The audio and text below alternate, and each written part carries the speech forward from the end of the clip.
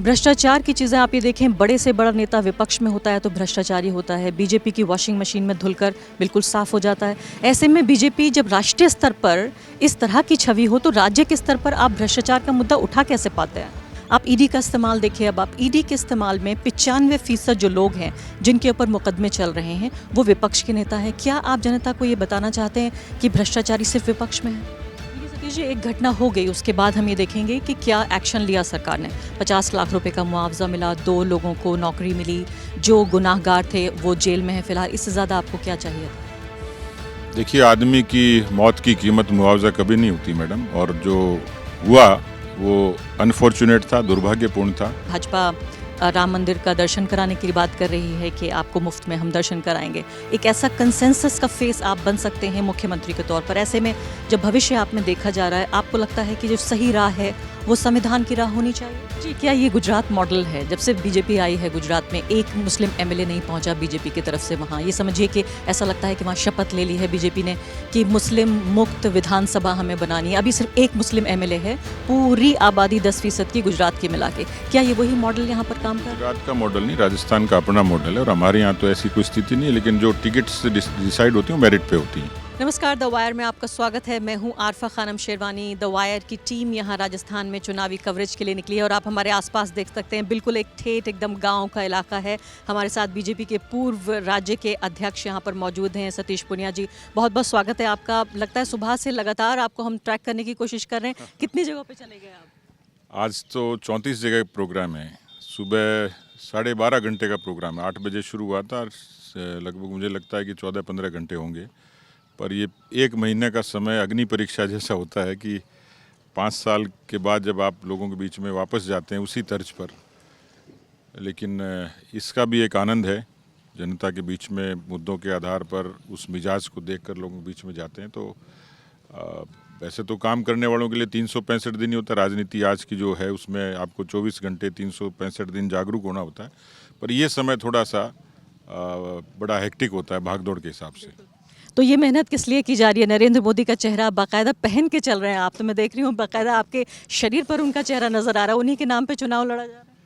नहीं, चुनाव तो बहुत मुद्दे हैं, लेकिन ये बात सही है कि मोदी जी का नाम और काम एक फैक्टर है, जहाँ क्योंकि बहुत बुनियादी ऐसी चीज़ें थी जिससे लोगों को एक फ़ायदा मिला।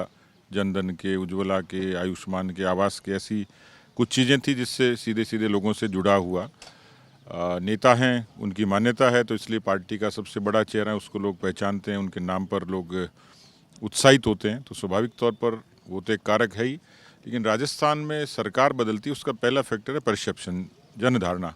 जनता तय करती है और एक रिवाज है लगभग, तो मुझे लगता है कि रिवाज कायम रहेगा।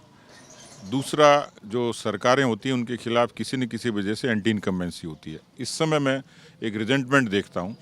वो रिजेंटमेंट किसानों की कर्जा माफ़ी को लेके है, बेरोजगारी को लेकर। बेरोजगारी के साथ जो बड़ा मसला है वो पेपर लीक का है। 19 बार पेपर लीक हुए। तो राजस्थान का जो नौजवान है, लगभग 1.25 करोड़ बच्चों ने परीक्षा दी है। सीधे सीधे सरकार ने नौकरियों का जो आंकड़ा जारी किया वो 76,000 का है। ज़मीन आसमान का फ़र्क है। तो पेपर लीक अपने आप में एक बड़ा मसला हो गया। लेकिन पुनिया जी, यहाँ पे आपको थोड़ा रोकूं कि यहाँ 19 बार हुआ मुझे, और पता चला कि उत्तर प्रदेश में 38 बार हुआ है। तो 19 से ठीक 38 बार, लेकिन उत्तर प्रदेश का पर्चा लीक मुद्दा नहीं बन रहा है, राजस्थान का बन रहा है। देखिए, मैं तो राजस्थान की बात करूंगा, और राजस्थान में ऐसा कभी नहीं हुआ था। दूसरा, उस पेपर लीक के कारण जो इंसिडेंट्स हुए, जैसे एक हनुमानगढ़ के एक बच्चे ने सुसाइड नोट लिखा, परीक्षा देने गया, पेपर लीक हो गया, अपने पिताजी को चिट्ठी लिखी, सॉरी पापा, आपके सपने पूरे नहीं कर पाया। तो यहाँ जो अराजकता थी, जो अनियमितता थी, जिसके बारे में जो माध्यमिक शिक्षा बोर्ड के चेयरमैन थे उन्होंने इसको स्वीकार किया कि राजनीतिक संरक्षण में पेपर लीक हुआ है। तो यहाँ ये बड़ा मुद्दा है। तीसरा मसला भ्रष्टाचार का है। सरकार ने जीरो टॉलरेंस की बात कही, लेकिन मुख्यमंत्री के सचिवालय में जब नकदी और सोना मिलता है तो एक सवाल खड़ा होता है। इसलिए करप्शन अपने आप में एक बड़ा मुद्दा है। लेकिन मैं इन सब से ऊपर जाऊं तो जो कानून व्यवस्था है वो इस समय राजस्थान की चुनौतीपूर्ण है। सब एक एक बिंदुवार तरीके से आते हैं। आपने भ्रष्टाचार का जिक्र किया, बीजेपी की आप देखिए नेशनल ऐसा हो गया, चूंकि आप देखिए प्रधानमंत्री का चेहरा पहन के चल रहे हैं आप, तो हम ये नहीं कह सकते कि चुनाव राष्ट्रीय नहीं है। बीजेपी के कई नेता ये भी कहते पाए गए कि चुनाव 23 का हो रहा है, तैयारी 24 की है और ये चुनाव हमें 24 तक लेके जाएगा, इतना कॉन्फिडेंट महसूस कर रहे हैं।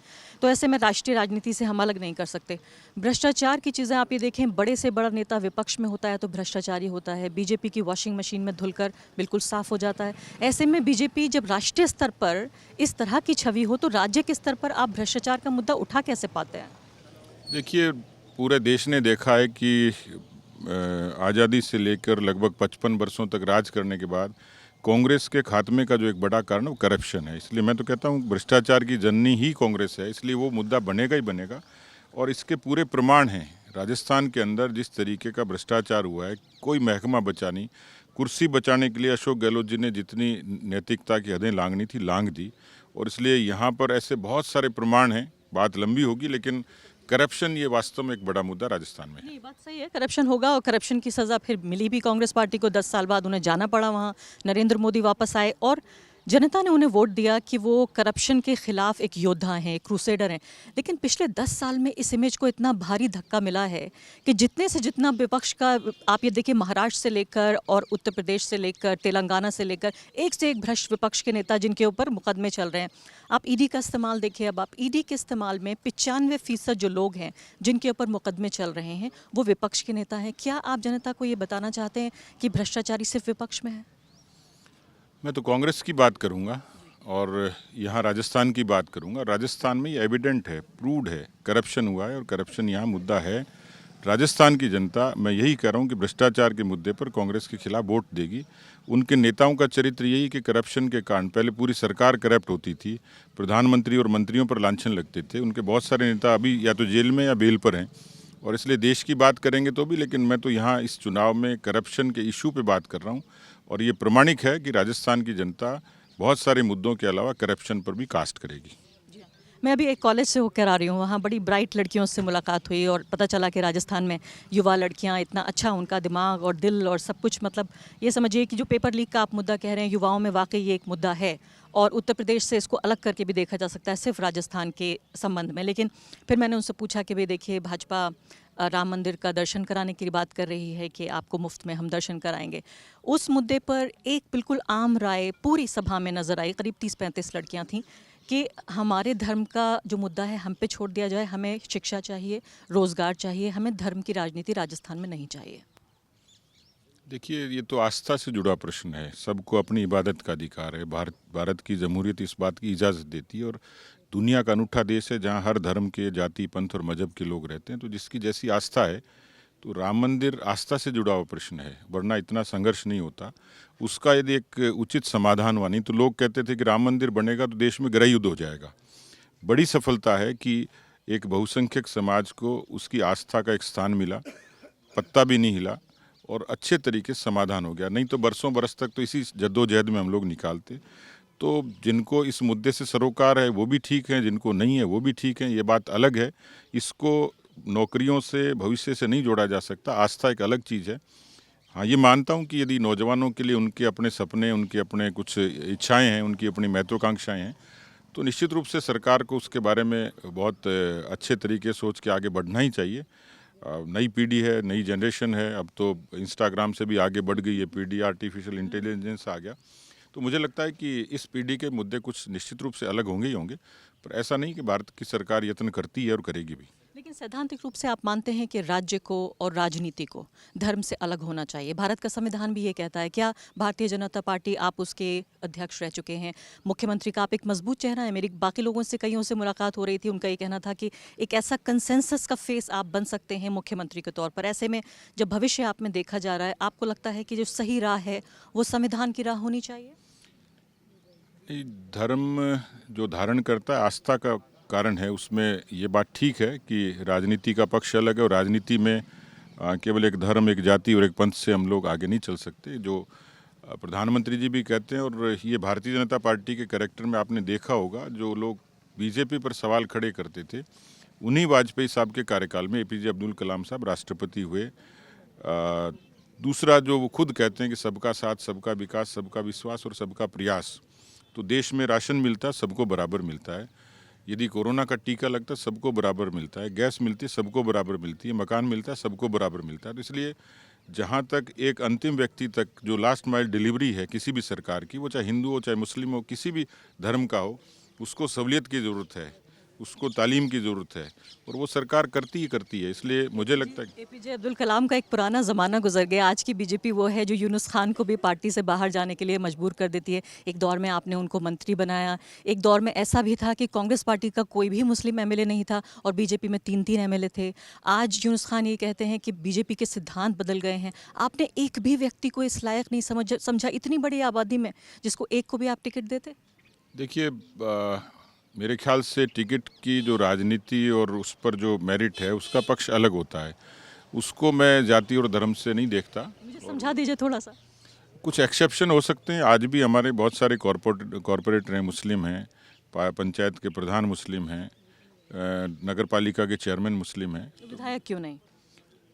हो सकते थे, रहे भी हैं पहले। नहीं सतीश जी, क्या ये गुजरात मॉडल है? जब से बीजेपी आई है गुजरात में एक मुस्लिम एमएलए नहीं पहुंचा बीजेपी की तरफ से वहाँ। ये समझिए कि ऐसा लगता है कि वहाँ शपथ ले ली है बीजेपी ने कि मुस्लिम मुक्त विधानसभा हमें बनानी है। अभी सिर्फ एक मुस्लिम एमएलए है, पूरी आबादी 10% की गुजरात की मिला के। क्या ये वही मॉडल यहाँ पर काम कर रहा है? गुजरात का मॉडल नहीं, राजस्थान का अपना मॉडल है, और हमारे यहाँ तो ऐसी कोई स्थिति नहीं है। लेकिन जो टिकट्स डिसाइड होती हैं वो मेरिट पे होती हैं। दुख हुआ आपको? नहीं, खुशी भी नहीं हुई। इससे अच्छा तो शायद कोई जवाब नहीं हो सकता। यानी आप पसंद करते हैं अगर 2-4 लोगों को टिकट मिल जाता? स्वाभाविक है। जो जैसे मैंने कहा कि ये चीज़ें सियासी तौर पर मेरिट से डिसाइड होती हैं। वहाँ की परिस्थितियाँ क्या थी, वहाँ के कार्यकर्ताओं की ओपिनियन क्या है, वहाँ की जनता की ओपिनियन क्या है। तो टिकट किसी सियासी चश्मे और किसी जाति पंथ मजहब के चश्मे से नहीं देखी जाती। पार्टी जीतने के लिए लड़ती है, और वहाँ जो योग्य व्यक्ति होता है, हमने सांसदों को भी लड़ाया है, इसलिए कहीं ना कहीं कुछ न कुछ कंसिडरेशन अलग किस्म का रहा है। तो आपको लगता है कि समावेशी राजनीति ही भविष्य की राजनीति हो सकती है? हाँ, निश्चित रूप से। जो सबको साथ लेकर चलना, और ये तो लोकतंत्र की ज़रूरत भी है। और मुझे लगता है कि भारत में जिस तरीके से हम लोग रहते आए हैं वो भारत की एक बड़ी ताकत है। जिससे भी मैं बात कर रही हूँ यहाँ पे राजनीतिक टिप्पणीकार हैं, वो कहते हैं कि बहुत कांटे की टक्कर है, लेकिन थोड़ा सा एज बीजेपी को ज़रूर देंगे कि अगर मान लेते हैं कि उधर 45 है तो इधर 55 ज़रूर नज़र आ रहा है। ऐसे में भी क्यों ज़रूरत पड़ रही है बाहर से लोगों को बुलाने की? आपके स्टार प्रचारक हैं आदित्यनाथ, लेकिन राजस्थान के मुद्दे कम हैं कि उसमें फ़िलिस्तीन का मुद्दा जोड़ दिया जाए, उसमें इजराइल ले आया जाए?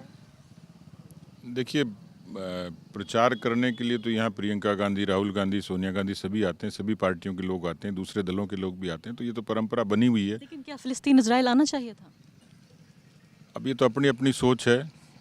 किसी को फ़िलिस्तीन अच्छा लगता है, किसी को इजराइल अच्छा लगता है। लेकिन आपको लगता है कि ये भी ध्रुवीकरण की एक कोशिश है? अब देखिए बालकनाथ साहब कह रहे हैं कि ये तो हिंदुस्तान पाकिस्तान का मैच है। ऐसी बातें शोभा देती हैं क्या? मैं वही इलाके में थी, मेवात, और वहाँ कुछ मुस्लिम समुदाय के लोगों से बात कर रही थी। वो कहने लगे कि हमें तो बीजेपी के राज में भी कोई समस्या नहीं हुई, और ये बीजेपी जो राजस्थान की है ये बाकी बीजेपी जैसी नहीं है, हमें कभी समस्या नहीं हुई। लेकिन अब ऐसा लगता है जिस तरह की भाषा का इस्तेमाल हो रहा है कि अगर बीजेपी सत्ता में आती है तो हमारे घरों पर बुलडोज़र चलेंगे।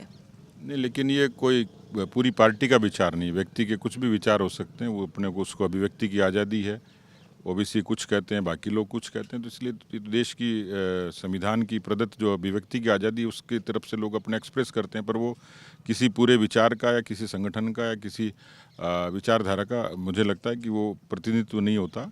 अपनी व्यक्तिगत कुछ राय हो सकती है जो लोग आप एक्सप्रेस करते हैं। तो ये पार्टी का विचार नहीं है जो बालकनाथ ने कहा? पार्टी ने कब कहा ये कि ये पार्टी का विचार है? पार्टी इजाज़त क्यों देती है? अब कोई स्पष्टीकरण भी नहीं आया उसके पार्टी के भीतर भी डेमोक्रेसी है, बाहर भी है, लोग अपनी बात को कह सकते हैं। कोई स्पष्टीकरण आना चाहिए था कि नहीं, पार्टी इस विचार से संबंध नहीं रखती। कोई ज़रूरी नहीं है इस चीज़ को। तो मुझे लगता है कि इतना लंबा करने की वो उसको आवश्यकता नहीं। किसी व्यक्ति ने कोई बात कही, किसी को अच्छी लगे अडॉप्ट कर लो, नहीं लगे तो नज़रअंदाज कर दो। आपके राज्य की 10% आबादी को अगर ये लग रहा है कि बीजेपी सत्ता में आती है, वो भी आपके जैसे लोगों के होते हुए, जिनका सभी समुदायों में मैं देखती हूँ बराबर का समर्थन है, अगर उनको लगता है कि ये हमारे घरों पर बुलडोज़र आ जाएंगे, आप उनसे कुछ कहना चाहते हैं? नहीं, मैंने कहा ना कि ये देश तो ऐसा है जो अब्दुल कलाम के राष्ट्रपति बनने से खुश होता है। शमी जब विकेट लेता है तो भारत की पूरी जनता खुश होती है। क्रिकेट के मैदान पे जब हम पाकिस्तान को हराते हैं और इंडिया की टीम जीतती है तो हिंदुस्तान का सच्चा मुसलमान भारत के लिए जश्न मनाता है। अशफाक उल्ला खान और अब्दुल हमीद भारत की शहादत के वो प्रतीक हैं जिन्होंने जाति और पंथ की बेड़ियाँ तोड़कर भारत को आज़ाद कराया। तो इसलिए मुझे लगता है कि जो राजनीति की जो धारा है उसकी चर्चा कुछ हो सकती है, नकारात्मकता कुछ हो सकती है, लेकिन भारत का संविधान और भारत की जो फितरत है वो सबको साथ लेकर चलने की, और मुझे लगता है वही भारत का भविष्य है। तो फिर ऐसा क्यों होता है कि जब कन्हैया लाल की हत्या की बात होती है तो फिर नासिर जुनैद का जिक्र नहीं आता, पहलू खान का जिक्र नहीं आता? आपको नहीं लगता कि वो भी आपके प्रदेश के लोग हैं, उन्हें भी हमदर्दी चाहिए, आपका साथ चाहिए? है, लेकिन इसको कांग्रेस पार्टी ने जो तुष्टीकरण की पराकाष्ठा उस हद तक पहुंचाया है। यहाँ रामनवमी पे प्रतिबंध लगा दिया और पीएफआई को हिजाब के मसले में परमिशन दे दी, इसी सरकार ने किया। इसका मतलब यहाँ की सरकार, कांग्रेस पार्टी केवल वोट बैंक की राजनीति करती है, बांटने की राजनीति करती है। और धीरे धीरे जब कोई कन्हैया लाल ये साफ तौर पर गुहार लगाता है कि मेरी मदद करिए, मुझे थ्रेट है, और राजस्थान की सरकार, राजस्थान का मुख्यमंत्री, राजस्थान का गृह मंत्री जब ऐसी घटनाओं पर संज्ञान नहीं लेता है तो समाज में फिर एक विभाजन खड़ा होता है। और इसलिए मुझे लगता है कि ये पक्ष जो है वो कानून व्यवस्था से जुड़ा है और सियासत से जुड़ा है और वोट बैंक की राजनीति से जुड़ा है। सरकार यदि इस पर उदारता से पहल करती तो शायद ये मसला ही नहीं होता। देखिए सतीश जी, एक घटना हो गई, उसके बाद हम ये देखेंगे कि क्या एक्शन लिया सरकार ने। 50 लाख रुपए का मुआवजा मिला, 2 लोगों को नौकरी मिली, जो गुनाहगार थे वो जेल में है फिलहाल। इससे ज़्यादा आपको क्या चाहिए था? देखिए, आदमी की मौत की कीमत मुआवजा कभी नहीं होती मैडम, और जो हुआ वो अनफॉर्चुनेट था, दुर्भाग्यपूर्ण था, नहीं होना चाहिए था, और वो सरकार की नाकामी थी। और आखिरी सवाल, मोनू मानेसर जैसे लोग आपकी पार्टी के नेताओं के साथ देखे जाते हैं, क्या बीजेपी इस बात से सहमत है कि ऐसे लोग जो लिंचिंग करें, गौ हत्या, गौ रक्षा के नाम पर दूसरे समुदाय के लोगों को निशाना बनाएं? नासिर जुनैद के यहाँ कोई एक बार देखने तक नहीं पहुंचा, बल्कि मोनू मानेसर महीनों तक आज़ाद रहा, हरियाणा सरकार ने उसको आखिर में आके अभी कुछ हफ्ते पहले गिरफ्तार किया है। इस बात से आप सहमत हैं? देखिए, मुझे लगता है गड़े मुर्दे उखाड़ने की तो अब ज़रूरत है नहीं। मुझे लगता है उस पर बहुत सारी सियासत हो चुकी, तो मैं उस पर कुछ ज़्यादा कहूँगा नहीं। आखिरी सवाल आपसे, अब अगर बीजेपी कल को बन जाती है, आ जाती है चुनाव जीत कर यहाँ पर, किस तरह की सरकार, आप अगर 2 शब्दों में कहना चाहें, सभी समुदाय के लोग आपको सुन रहे हैं, किस तरह की सरकार होगी ये बीजेपी की? देखिए, पहली ज़रूरत तो जो राजस्थान है उसकी अर्थव्यवस्था को दुरुस्त करना है। 6 लाख करोड़ का कर्जा है। दूसरा, आज भी राजस्थान बुनियादी समस्याओं से जूझ रहा है, उसको और ज़्यादा ठीक कैसे करें, वो एक बड़ा पक्ष है कि हम यहाँ जो इंफ्रास्ट्रक्चर है उसको और ज़्यादा मजबूत कैसे करें। यहाँ खेती में, छोटे व्यापार में, पर्यटन में राजस्थान की अर्थव्यवस्था को गति देने वाला आधार है, उसको हम लोग मजबूत करेंगे। राजस्थान के पिछड़ेपन के बारे में जो चर्चा चलती है, इतनी अच्छी कनेक्टिविटी है, लेकिन हम आज भी राजस्थान को जिस तरीके से, मान लीजिए गुड़गांव आईटी का हब है, बेंगलोर है, जयपुर क्यों नहीं हो सकता? तो मुझे लगता है कुछ इस तरीके प्रोग्रेसिव मुद्दे के आधार पर राजस्थान को हम लोग और ज़्यादा प्रगतिशील बनाएं, ये हमारी कोशिश रहेगी। बहुत बहुत शुक्रिया सतीश जी, आपने हमको समय दिया, हमें शुभकामनाएं आपको।